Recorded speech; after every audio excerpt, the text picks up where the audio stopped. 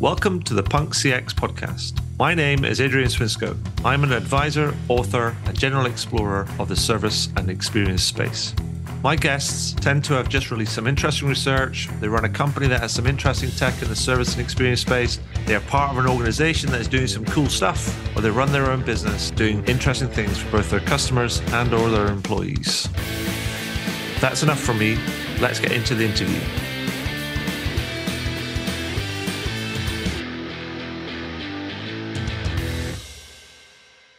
So welcome to the next edition of the Punk CX podcast. With me today, I have John Sills, who is the managing partner at customer-led growth company, The Foundation.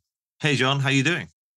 Yeah, good. Thank you. Thanks, Adrian. Good to meet you, and thanks for having me on. You're very welcome. Now, John, we have been, I guess, circling each other, kind of like know of one another in the same sort of space for probably a while now. I mean, I know of your name and you told me you knew of my name, but we've never actually kind of directly met. We're both based in the UK. We were talking about football earlier on and how the weekend was kind of positive on one side, but kind of like net positive on the other, particularly your side.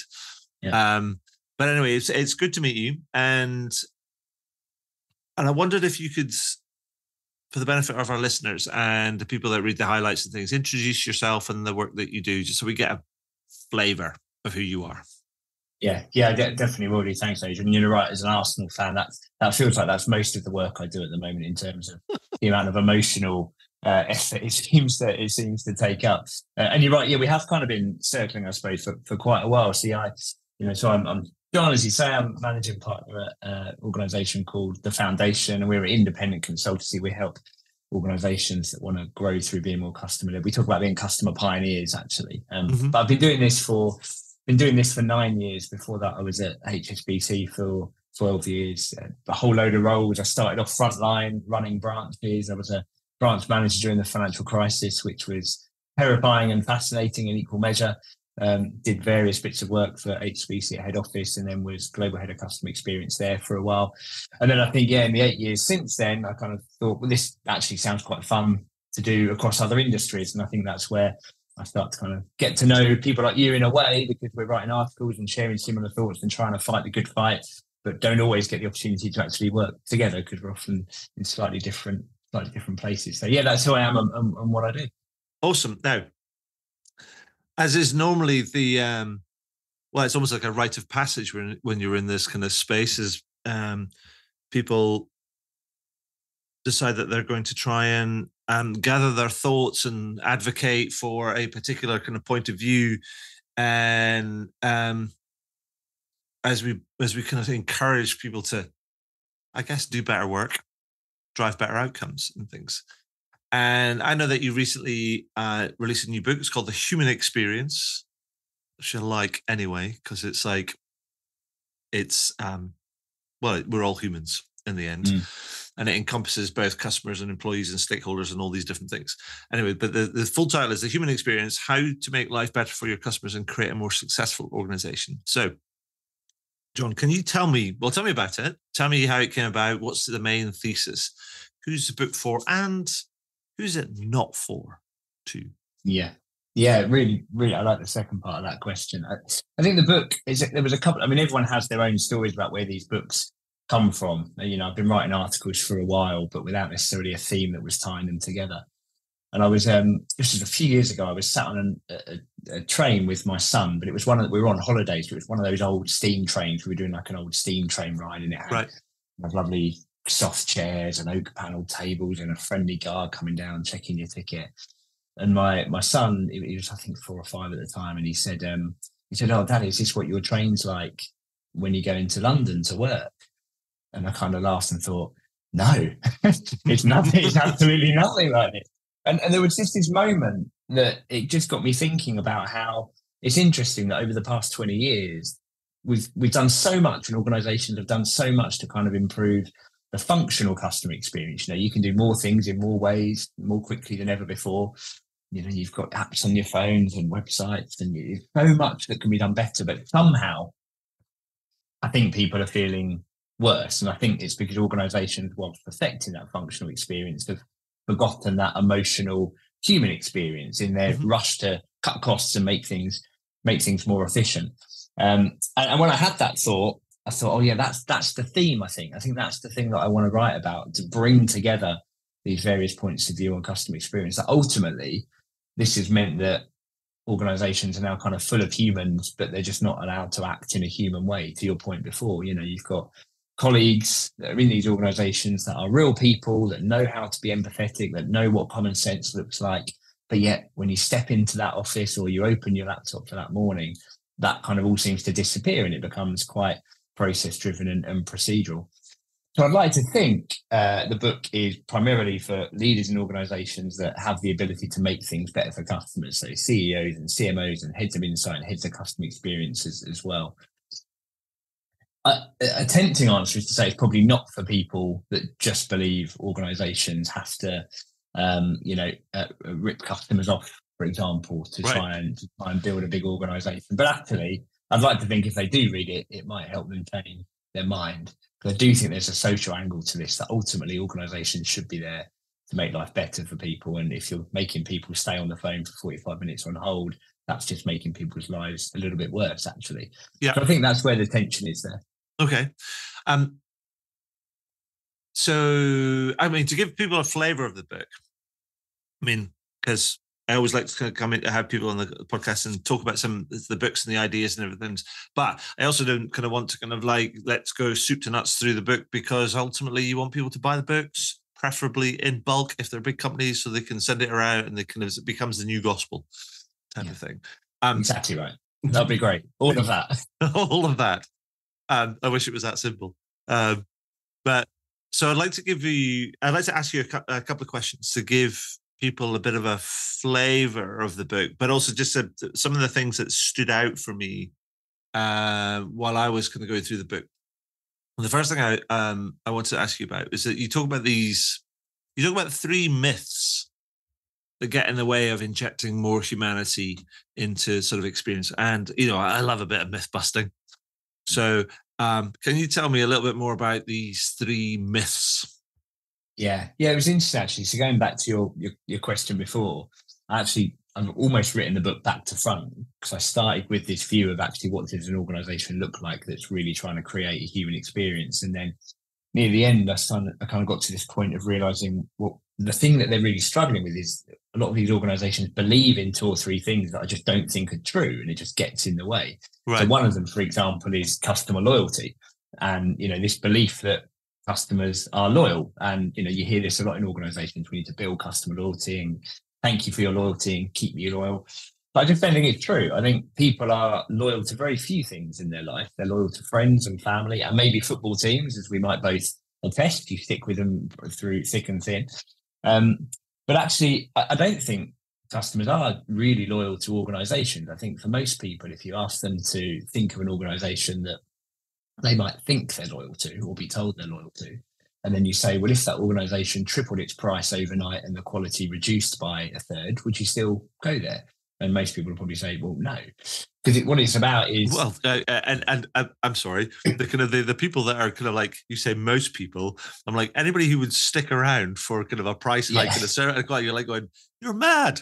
Exactly. Yeah, exactly right. And there are a couple of small exceptions, but I think you would say in those cases, because it's about usefulness. Organizations are staying useful to those customers, and as long as they stay more useful than the alternatives, customers will stay with them. But the risk of calling that loyalty is that organizations stop putting in the effort. And that's why so many organizations focus on onboarding, for example, as their most important journey, and then forget about things a little bit further down the line. The only kind of mild exceptions were things like Apple, for example, where, they seem to be able to whack the price up and the quality is maybe reducing, but people still go there. But actually that's because it's about status and what's useful, what people are finding useful with lining up outside the Apple store when a new phone comes out is still that it's useful to show who they are and show their friends who they are. So it's still useful in another way. It's still not quite loyalty. As soon as Apple stops becoming cool, or maybe it has stopped becoming cool, then that goes away. Yeah. So that's one of those myths. I think there's also a part of that, because I know that so I'm not like a Apple Uber fan, but I am a user of kind of like MacBooks and I've got an iPhone and stuff, but it's more the MacBook and things. And the thing is, what I find about them is, one, they're just generally easy to use, but two, they work really well for a lot longer. Yeah, and exactly. So I'll have one for like 5 years or so, 6 years. I mean, I've just swapped over to a new one, but I've got one there and it's perfectly fine. It blows a little bit every now and again, but it's absolutely perfectly fine. And so it's now just the backup one. So it's like, I think there is that sort of, but you're absolutely right. That kind of loyalty is, it's funny as people can reduce it down to this thing. They're like going, if we like people start thinking about loyalties about programs, you're like going, no, it's just a bribe. That's just a bribe. Yeah, exactly. Really, it's just a bribe. Yeah, it's one of the most ironic phrases, isn't it? Like a loyalty rewards program, which is just paying you to stay, and then people stay for that. It's, you don't need to be rewarded. The whole point of loyalty is you stick with companies or you stick with people through the tough times, not, you get rewarded for it. And so that's one of the other myth I think that's worth mentioning. There's three I talk about, but it's around the myth of customer feedback, which is this kind of epidemic of feedback surveys we live in at the moment. And we did a survey last week, so it's really kind of hot off the press to go with the launch of the book. And 78% of people that we asked said that they think they got sent too many feedback surveys, and that's from people that have voluntarily taken that survey. So they obviously prefer surveys more than other people, and it's really useful to understand what your customers think. But all of those surveys, all they're really asking, all the feedback surveys are really asking for customers' opinions on your service. What it's not telling you is what really matters to them in their life. But this is dangerous because this influx of data into organizations through PDFs and PowerPoints convinces senior leaders that they are close to what matters to their customers because they've got all this data. But actually it acts like a blocker because it stops them realizing they need to actually go out and go to visit people's homes and go shopping with them and just spend time with them where they are to understand what really matters. So again, it becomes quite dangerous because you think, and I hear leaders saying this, I'm close to my customers, I call one person about a complaint a week, or I read these reports every day. But all it does is put a wall up between you and what really matters to your customers. And that creates a dangerous situation, I think, in terms of really making things better for your customers. Yeah. Yeah. I mean, it's something I always kind of like say is that I sort of invoke this. It's like an old saying. I think the lean folks kind of appropriated it, but it's actually a Toyota thing. And so Taiichi Ono back in the day kind of that talked about going to the Gemba. And in Toyota's sense, it was the managers were about walking the factory floor just to observe and to learn about what people found difficult or easier, what was good and what flowed and what didn't, and so on and so forth. And it's not about to tell and to instruct, but to learn and observe. And I always kind of think about that as like the idea is like going, if you're a leader in any organization, when was the last time that do you know where your Gemba is? And then there might be more than one of them. And when was the last time that you actually, when was the last time you were there, and how often do you go there?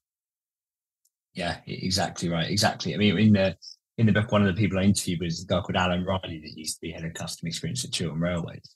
And they're one of the best railway companies in terms of their service and experience.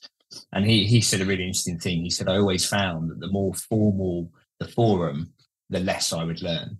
Mm-hmm. So they would set up meet the manager events, and they would set up, sessions with customers. And he said, when I learnt the most was when I was just on the train, because at Chiltern, they try and make sure their senior managers live on the train line somewhere. Right. So they have to get their own train every morning, and they have to wear their name badge on the train.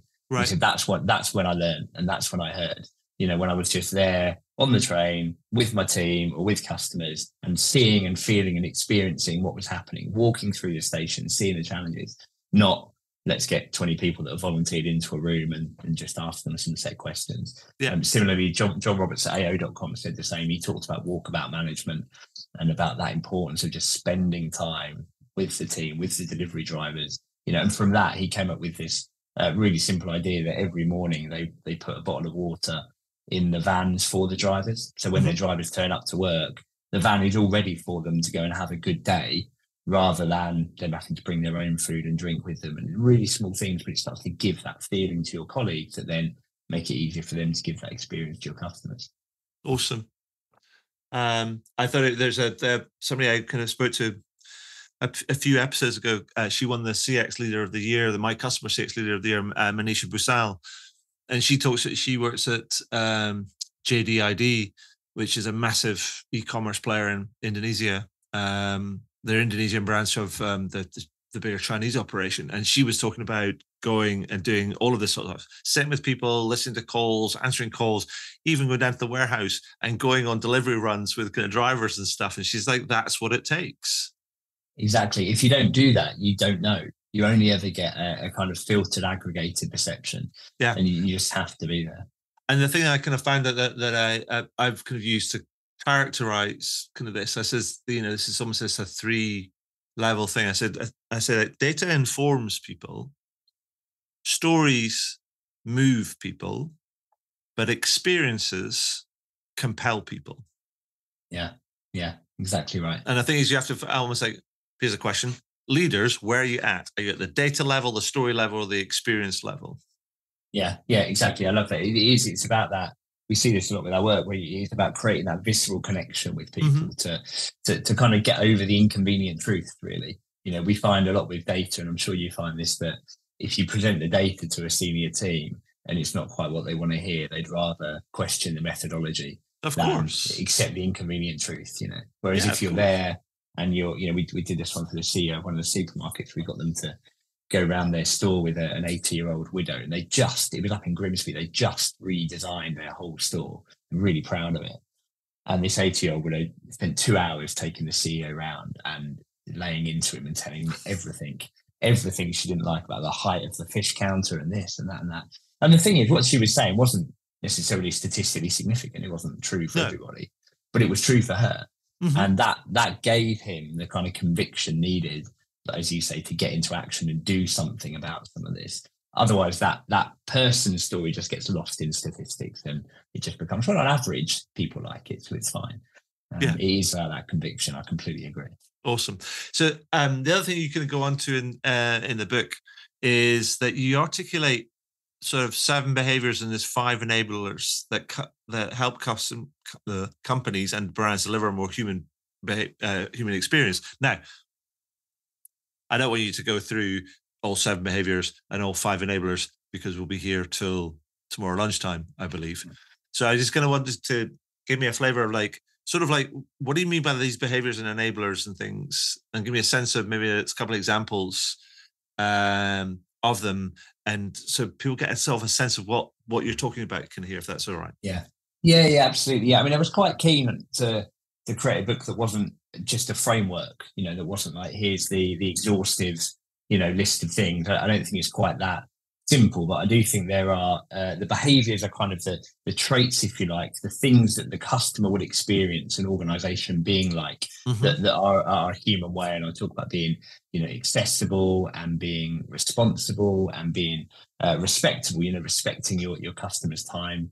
For example, I mean, one of the examples around the flexible one I talk about was this story when I went to buy this chair a few years ago. And again, my son he features a lot in the book. He's about 4 or 5 years old at the time. We just moved house. We wanted one of those big, comfy reading chairs. And so we went to Next. And when we got there, it just so happened that they had a half price X display sale on. And we saw this big, gorgeous yellow chair, I think it was £150 off. And we're like, right, we're gonna buy that. So I go over to the guy that's there behind the till and I say, well, look, I don't know if I can fit it in the car, because it's quite a small car. I've got the child seat in the back. Can I get it delivered? And he said, no, you have to take it home today if you're going to buy it, because it's X display. I said, okay, can I take the car out? Can I take the chair out to the car, see if it fits? And if not, bring it back in. He said, no, you have to buy it before you take it out. I said, okay. And every time he's running up to his manager and down again to check. I said, can I buy it, take it out, and if it doesn't fit, bring it back in and get a refund? He was like, no refund for X display furniture. I said, can I buy it, drive my family home, come back with an empty car, then do it? And he's like, no, if you buy it, you have to take it straight away. So this is all leading to me being sat outside Next, probably just on a chair I can't get rid of. So I thought about it, and all this time, my son stood on the chair, and every time anyone else walks past, he's screaming at them, "Go away! This is our chair. You can't buy it," because he's trying to work it out. So there's this whole scene playing out, and eventually I go, right, I'm going to buy it, take a risk, we'll try and work it out, measure it, take the wheels off, or I'll find some way of getting it in. And this guy is like 21, muscly, everything I'm not, basically. And I say, can you help me carry it to the car? And he's like, yeah, sure. I can carry it up to the door, but no further, because I'm not insured outside the door in case anything happens. And the car's literally 5 meters out. So I kid you not, he carries the chair to the door, puts it down, and then watches me and my wife, who's quite small, struggle to get this chair the next few meters over to the car while my son's running around the car park going, we got it, but trying not to get run over. And it was just this whole ridiculous situation played out because he kind of stood behind the rules, completely inflexible. There was no kind of common sense. Mm-hmm. And I think that's an example of what I mean by the behaviors, where I think both people in that interaction and anyone else watching can see this is a bit ridiculous. Can see that I'm a customer trying to buy a chair. They're a shop trying to sell a chair. So they're mainly the two big ingredients you need for business to work. Yeah. But there's just no flexibility whatsoever. And it's just one of those examples of, if you're a human company, if you're being genuinely human, showing that common sense, you'll be a bit more flexible. You'll be a bit more respectful. You'll be a bit more responsible. And so, in the book, I talk about a selection of those behaviors and stories attached to all of them, both on experiences I've had where it hasn't gone right, and then examples of organizations that I didn't think do this brilliantly. That's the behavior side of that. And I think the thing I would suggest that reminds me of, it's like, there's all sorts of stories about exceptions, like horrific exceptions, and also sometimes brilliant kind of exceptions on the brilliantly delightful exceptions on the flip side. But sometimes it's the horrific stuff that gets highlighted and where people get caught out. And it's the sort of the things that really cost people, whether it's customers or employees or as brands generally. And it seems to me that sometimes people might think they're a human company and they think they're flexible and they think they empower people, but sometimes they don't stress test their experience across different scenarios, because more often than not, we design things to operate in the hump, as it were. That kind of, if it's a bell curve, it's like we're dealing with the hump, but it's actually the bits on the middle, or the bits at the ends, rather, the extreme kind of cases, which cause the exceptions and either cause the horror or the delight. Now, we like the delight to happen, but the horror is the thing. And I would put what your experience is like, not quite it's not horrific, but it's pretty dumb. Yeah, I think there's this really interesting thing, actually, this trend you're seeing again over the past 20 years, where because so much of the experience now is automated or very process driven, there's almost this belief in organizations that it can't go wrong, like it won't go wrong because this is how it works. And I think more and more, and this isn't new news, but more and more you're seeing that most of the time it is fine. But when something goes wrong, it's going really wrong. Like, and like organizations just cannot cope. I've had this with quite a few companies recently, and I had it with Apple, famed for their brilliant service and experience. But one thing went wrong with me kind of doing the trading, and it took months to sort out. They couldn't understand how the process hadn't worked, and therefore there was nothing there to be able to fix it. And I think this is starting to happen more and more. Equally, I talk in the book a little bit, and I talk to a company about this, about, average call waiting time as a measure, and trying to get rid of that, because I'm less interested in the average waiting time. I'm more interested in celebrating the 20% of people that got through straight away. That's brilliant. Let's celebrate that, delight that. But I'm also interested in the 10% of people that had to wait more than 20 minutes. Okay, so that's the really bad experience. So how do we fix that? And again, it's this example of the average time just kind of covering over those experiences in both delight, as you're saying, and kind of dismay, and how we kind of get around that and avoid people falling into this kind of pit of despair where they're kind of trapped in when something goes wrong and then well, exactly. And it's also the tyranny of averages, right? Yeah, exactly right. And that's how you asked, actually. Sorry, go on. No, go ahead. You asked about the enabler side as well, Yes. and I spent a long time answering on behaviors. So yeah, behaviors is kind of what the customer experiences, but the enablers are more internal. They're like the cultural ways of working that organizations have. And I should say all of this came from not just my thoughts, but from studying a number of organizations and interviewing a number of organizations that I thought gave a great experience. And actually, I was interviewing these people in full honesty, just to get a few case studies, because I thought, oh, that will make the book feel a bit more real. But I'd already written the book, and I was just doing these case studies as a bit at the end. But then, as I was going through them, I had this little post-it on my desk next to me, and I was just writing down all the traits they had in common. And after about the 7th interview, I remember looking at this post-it and thinking, oh, damn it, that's a much better book. These traits that they've all got in common, so I ended up writing the book a second time, but with all these traits in it. So these kind of 5 cultural traits, things like being really ambitious to give a great experience, really connected to your customers, as we were talking about before. But empowerment is a huge part of that as well. Every company I spoke to that gives a great experience have really empowered colleagues, have colleagues that are able to make decisions to do the right things for customers and know that they'll be supported in doing that. AO.com tell a great story of they basically talk about mums and grands. John Roberts, the CEO, talked about mums and grands. So that's their customer experience strategy. Treat people as you'd want people to treat your gran, and make decisions that you'd be proud to tell your mum about. Right. And he tells this story of a delivery driver who was going to deliver a fridge. And he phoned up the customer, said, I'm going to be there in half an hour. And the customer's son answered and said, yeah, that's fine. Just to let you know, it's a bit busy here today. It's my mum and dad's wedding anniversary, so we've got a few people around. And so the delivery driver on the way, he stops off at a local florist. He buys a pot plant in AO.com green and white colours. And when he turns up, he just says, hi, I'm from AO.com. Here's your fridge. And by the way, happy anniversary. Gives them a pot plant. So simple. Such a brilliant experience. Doesn't cost them much at all. Yeah. It's a story that they tell, and that customer will tell a lot.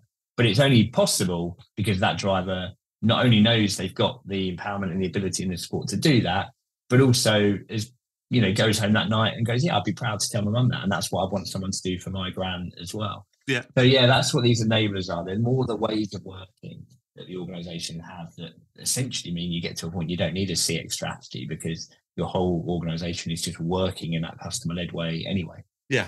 No, I think that's it's great. I mean, and it also kind of like brings me into the kind of what I was going to ask you next was about a couple of examples, because I know that you got all these you've got all of these examples because you introduced like a showcase of firms that you believe are leading the way in delivering a more human experience. I think you've just led on that with the AO kind of .com. So do you have like another example that you can share just to help us understand who we're dealing with, and preferably a B2B one, because B2B, they need a bit of love. Yeah. It's interesting. Certainly, it's easy to find the examples in B2C, and one more from there, and then I'll share the B2B as well. But Citymapper is one of the organisations that I talk about, and one of the traits that we talk about, and we were talking about earlier, is about staying connected and close to your customers. And they do this great thing whenever Citymapper move into a new city. They have this thing called the travelling circus. So they get a group of people from across different departments in Citymapper, and they go and live in that city for a month. Right. And every 2 days they move Airbnb. And so they get to experience what all of the transport system is like, in that month. And they get to know, the little foibles, the things you need to understand, the things that look good on a map, but in reality, that going from there to there is going to be quicker. So they're not just using the data, they're also seeing where the frustrations are. And they do things on their apps like, say, it's really subtle, but Citymapper would change its icons in every city for your metro and your bus and your tram. The easier thing to do was just for them to just have a generic underground one, and they just use that in every city, but they make those little nuances so people feel like it's theirs, which I think is a really smart thing. Right. B2B, I looked at a couple of banks, and I looked at Workday actually. So Workday, the big kind of enterprise software provider in America, they're number one in their industry, and they've got a really quite, once I started looking into them, a really quite exceptional record of experience with their businesses. One thing they do is really work closely with their customers. So they have a really open community with their customers to be able to kind of share feedback and share ideas. Whenever they're doing their journey mapping or designing their processes, it's very collaborative. it's not in the kind of traditional, let's get some customers in while we're doing journey mapping way. It really is, we're designing this whole thing with you. We want you to give us your best people to help do this. So it becomes a much more collaborative process, and in turn builds much stronger relationships between their account managers and their customers. Because obviously B2B, you can get to know customers in a bit more depth because you've kind of got less customers, but you're with them for longer. What I loved about the way Workday talked about that was that they said, they're a subscription model now, so they have to re-win their customers every day. Yeah. And there was no standing on their laurels, none of the kind of customer loyalty. It was, every single day we got to prove our value, and we got to prove how much our customers mean to them. And you can see it really comes through with the way they design and work. Nice. So I hope that gives people kind of some insight into some of the examples you've included in the kind of book. And that's great because there's a whole bunch of them in there. So and I think they all offer kind of like really good sort of insights and stories, but also show that actually, like I've said, some of the punk books is like, this is not color by numbers. This is people creating their own art, as it were, kind of figuring out what's right for them and how to kind of do it. And it's all different. It's not a process driven sort of like, framework that you follow. It's like this is bespoke to all of these customers, which is, I think, is nice. But the final thing that I wanted to ask you about on the book is, because we used to have one of these, and I thought you have to tell me that story, and that is the story of Henry the vacuum cleaner, because I just think it's such a roaring success. We used to have one in our previous kind of place, and we actually left it kind of behind, and I think it's brilliant. Anyway, I'm going to stop whispering on. Tell me the story about Henry, the vacuum cleaner that's in the book. Yeah, it's a great story. So, funny enough, right as I was getting to the end of writing the book and thinking about how I was going to end it, I read this article in The Guardian kind of celebrating an anniversary of Henry the Hoover. And it just told a story of where it came from. And essentially the founders, the two founders, were at a normal trade show in Lisbon, just selling their Hoover. And it looked like a Henry Hoover does now, but without all of the characteristics. It was just a small Hoover, a small red Hoover, basically. And in the founders' words, it was incredibly dull. Like the trade show was really dull. There was no energy. No one was paying any attention. And they went back to their hotel that night and they just started mucking around with the Hoover. They just like drew a bit of a face on it and thought, oh, that looks quite funny. And I think they found like an upturned bin and put that on top of the Hoover to make a hat. And obviously the tube looked a bit like a nose. And they just thought, it was quite amusing. So the next day on their trade stand, they had all their normal Hoovers, and they just had this one in the corner that had this kind of face on. And people started really reacting to it. Like people were laughing and giggling and pointing at it and talking about it. And later that day, they got some quite big orders from a few cleaners that worked at some of the local hospitals. And they heard a few days later that this was starting to really have a big impact with some of those cleaners, because it's quite a lonely job, particularly late at night or early in the morning. And it was kind of almost giving them a human companion, this kind of feeling like you've got this presence, this personality there. So they sent this message back to the factory, and they started kind of designing these up a little bit more and turning the black bin into a kind of proper, classical British bowler hat.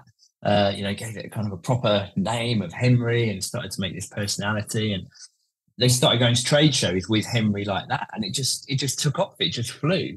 And it was just because they'd taken something that was quite mundane and quite boring, and they'd just given it a bit of personality, made it a bit human, and it started to make people smile. It started to make people's lives a bit better. And I think there's so much I love about the story. Partly is the serendipity of it. Partly there's no post-its, there's no planning, they're just trying something. And partly is that probably would never get past your CFO. There's no ROI. How do you prove the return on investment on that? How's it going to work? It's only by doing it and trying it and then seeing it. It's a bit like a moment of belief. You just, let's see what happens. And then it just kind of takes off from there. And I think it's a great story. And it's just a reminder that if in doubt, just kind of be human, try and humanize things a bit, and it connects to people. Yeah, perfect. And I love the story. But it also does illustrate that something that's kind of innovative or distinctive or creative or whatever, something's not a big thing. Something's just like somebody's going to scroll, taking a magic marker or something, going, I'm going to draw a couple of eyes and a big smile, and hey presto, you've got something which is transformative. It's exactly that. And so often these small things that make experiences great, they are just kind of small things that make a difference. Octopus Energy, they do a thing called the Wheel of Fortune. Mm-hmm. So they know that, asking people to submit their meter readings is really boring. They just came up with this idea that every time you submit your meter reading, you press a button, you get to spin the Wheel of Fortune. Sometimes you win something. And it's such a simple idea, and it's nothing really to do with the core business. But what it does do is show respect for people's time, because you're respecting the fact they're giving up their time to do something that's a boring task, but it helps the business run better. It helps the whole industry run better. Yeah. So let's just do this fun little thing. And it's been spun over 1 million times. They launched it a couple of years ago, so it's hugely popular. Perfect. But without any real rigor behind it. It feels fun. So let's do it. Let's try it. Awesome. I love it. So, John, I hopefully that gives people, I guess, a flavor of the book, some of the stuff that's in it, kind of like also the author that's kind of like trying to tell the story. Is there anything else that you'd like to highlight before I kind of ask you a couple of, just zoom out a little bit and ask you a couple of more general kind of questions, or how are we doing? No, it's great. I mean, I think my main thing, you asked earlier about who's it for. I've tried to write it in a way that I think anyone could kind of connect with the stories in the book, because I guess there's a cathartic element of it, which is essentially, there's some really annoying things that happen when you're a customer, and I think that most people can kind of read those and go, "Gotcha, these are really annoying." I've found through doing this and writing about this over the past few years, I've become a bit of a I can't think of the word, but people just send me their bad customer experiences all the time now. I'm sure you get the same when you're known to work in these areas. You become like a lightning rod, and whenever anyone has a bad experience, it comes to you. So, I hope when people read it that they take something from it, absolutely, for their organisation, but also they just enjoy it, and they enjoy kind of this sense of these things are small and annoying, and they happen, and it's a bit cathartic reading it. But actually, God, it's quite easy to fix, and it'd be better for everyone if we do. So let's just go and do that. That's the main thing I think I'd like to come out from the book. Amen to that. And so, right. So zooming out a little bit, I think we can probably agree quite easily that the last 3 years have been weird, strange, not normal. I mean, we thought we'd had 2 years that were, I think the term that became very hackneyed very, very quickly was unprecedented. And it got really boring very quickly. We're like, oh no, not another utterance of unprecedented. And then we thought, 2022, that's going to be kind of like some sort of level of normality, or at least stability. And then it happened, and then it wasn't. It was just more weirdness. And so we've kind of, the last kind of few years have been, it has been odd, but it's also been transformative in a number of different ways. And I wonder, what are some of the things that you've learned over the last kind of 2-3 years that you've got that have just really transformed the way that you work, or the lessons that you've learned that you're going to carry kind of going forward? Yeah, it's a brilliant question. I think there's probably 2 things that spring to mind. One is more generally about the situation, actually. There's a guy called Morgan Housel. He's a brilliant writer. He runs a company called Collaborative Fund. He had his own book out last year called The Psychology of Money. And he writes fascinating articles. And in one of them, he talks about being prepared for the unprecedented. And he says the world breaks in some way every 7 to 8 years. So every 7 to 8 years, there's a war, or there's a recession, or there's a pandemic, or something big happens. But we have this mindset where we feel like, well, once we get through this, then it will be calm. Once we get through the pandemic, it will be calm. Once we get through the war in Ukraine, it will be calm. And he says the most important thing for you to do is to change that mindset and just presume that disruption will happen. Presume that something will go wrong in inverted commas, and then you can prepare for that and go with it. Now, admittedly, he probably didn't think that we'd have a pandemic and a recession and a war all within the space of 2 years. That probably is a little bit more than normal, but I do think that's a really interesting mindset, because as someone that runs a business as well, there is always this sense of, I can't wait to get to the calm bit, but the calm bit doesn't happen. It doesn't come. So I think there's something about that. In terms of customers, I think we, as an organization, we've learned a lot more about how to use video in terms of to understand customers. We used to do a lot of customer immersion, where we would go and visit people's houses and go shopping with them and spend time with them and go traveling with them, and that was amazing. And of course, like most people, we had to flip our business on its head during COVID. So we started to do a lot more long form video ethnography, where we track customers for 5-6 weeks, get them to do video diaries, reactions to what was going on in the world, do various tasks of, what's top of your worry list, write a letter to your former self, take a photo of everything you buy. And we've actually found that incredibly useful. And, we do a few things with organizations now that's just around that. As a complement, it can't just replace the face-to-face stuff, but there's a different way to see what people are telling you. The other advantage with video is you get to see the things that people don't tell you, because you can, when you get them to do a tour of their house, you get them to see what's in the background. Just one quick example, we had a customer, or a person, I should say, that we were tracking, and they were on furlough. Their partner had lost their job because of COVID, and they were saying that, they had no money. They were really going to struggle over the next few months. It was quite a sad story. And then they did their video diary, and in the background, you could see a brand new Nintendo Switch and a brand new Xbox. I thought that's interesting. So we asked him about that, and he said, well, we're both going to be off work for 6 months, so we're going to need something to entertain ourselves. And I just thought it was this brilliant thing that they would never have said that. But when you see it and you see that detail in the background, you start to piece things together about how people compartmentalize things in their own mind. So, sure. Yeah, it's so much I think it's been learned, but there are a couple of big things for me about how to view the world and predict the world, and how to stay close to your customers in those situations too. Awesome. Well, thank you. I like asking those questions because different people have different sort of their own takes on it. But the focus of the podcast is about how do we improve outcomes for customers and also in employees, and how they're intrinsically linked. But so if I had said to you, John, it's like to boil it down and say, what would be, John says, best advice for somebody who wants to improve their customer or employee experience? What would you say? What would be your best advice? Like John says, do this. Yeah, I would let your people be the humans they've spent all their life training to be. I think you have brilliant people going into organizations, and then over time they're put into this hierarchy and this system that reduces that natural humanity that creates great experiences. Everyone knows how to be empathetic when you're in the pub with your friends, you're talking to them naturally. So that would be my one most simple bit of advice, is as much as possible, let your humans be human, and let them give a great experience that they know probably how to give anyway. Awesome. Yeah, why not? So a couple of wrap-up questions. The first one is on I've been doing some, I think I was mentioning it's like longitudinal social research, I call it. It sounds fancy schmancy, but actually it's just a bit of word association, or a bit of kind of like giving people, asking people to kind of look at the world through a bit of a punk lens. The first question I've been asking is, what 1 or 2 words would you use to describe a more punk approach to CX? I warned you, there's 175 of them on the list right now, so no pressure.